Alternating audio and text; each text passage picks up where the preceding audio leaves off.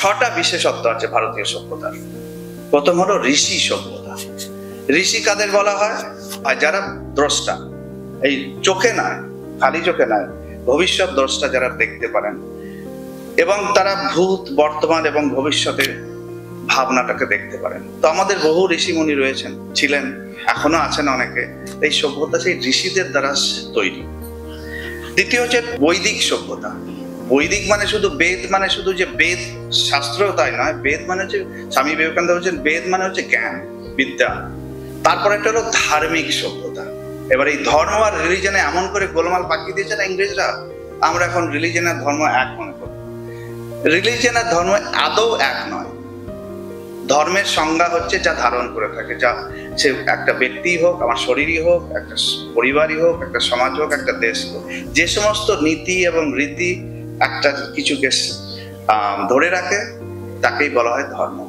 এখানে না আছে গড, না আছে আল্লাহ। ধর্মের সঙ্গে এই রিলিজনের যে মিক্সচারটা করা হয়েছে, দিস ইজ এ মানে সব থেকে বড় ইনজাস্টিস হয়েছে ভারতীয় সভ্যতার উপর।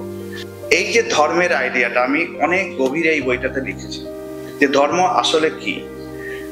আরেকটা কথা বলা হয় আমাদের সনাতন ধর্ম। সনাতন ধর্ম মানে ইটারনাল বলা হয়, যে এই ধর্ম কোনোদিন নষ্ট হবে না, চিরকাল থাকবে। তা হয় না কখনো, তাকে রক্ষা করতে জানতে হয়। আমি বোঝার চেষ্টা করি সনাতন ধর্ম মানেটা কি। ফাইনালি একটা বেদের একটা শ্লোক থেকে আমি পেলাম, যেমন চাঁদ আর সূর্য প্রতিদিন ওঠে, আবার নতুন করে ওঠে, সেরকম রিনিউয়াল, প্রতিনিয়ত রিনিউয়াল হতে হবে।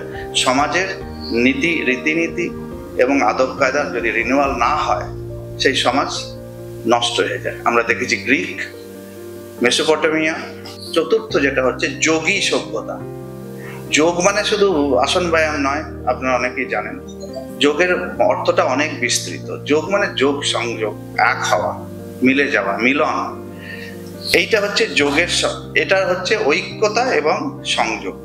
ফিফথ হলো সাংস্কৃতিক সভ্যতা। এবার সংস্কৃতি, যে সনাতন কথাটা বললাম, সংস্কৃতি আর কালচার টু ডিফারেন্ট থিংস। আমরা মিক্স করে ফেলি। সংস্কৃতি সংস্কার কথা থেকে এসছে, যা প্রতিনিয়ত সংস্কার হচ্ছে, তাকে বলা হয় সংস্কৃতি, যেটা সনাতনের মধ্যে বললাম। এই যতক্ষণ এই সংস্কৃতিটা থাকবে, সংস্কার যতক্ষণ থাকবে, সমাজের আমরা যে প্রবাহটা হচ্ছে সেটা ক্লিনিং কে করে? এটার কাজ ছিল ঋষিমুনিদের, এটার কাজ ছিল মন্দিরগুলো, কালচারাল সেন্টারগুলো, সেগুলো সব বন্ধ হয়ে গেছে। তো সময় এসছে যে আমরা আবার নতুন করে সমাজকে সংস্কার করি, এবং সংস্কৃতি যেটা হবে যেটা বিশ্ব সংস্কৃতি এবং সবাইকে আপন করে নেওয়া সংস্কৃতি, কাউকে এক্সক্লুসিভ করার সংস্কৃতি নয়। আর ফাইনালি হলো মুক্তি সভ্যতা। মুক্তিটা কি? মুক্তি মানে ফ্রিডম, স্বাধীনতা।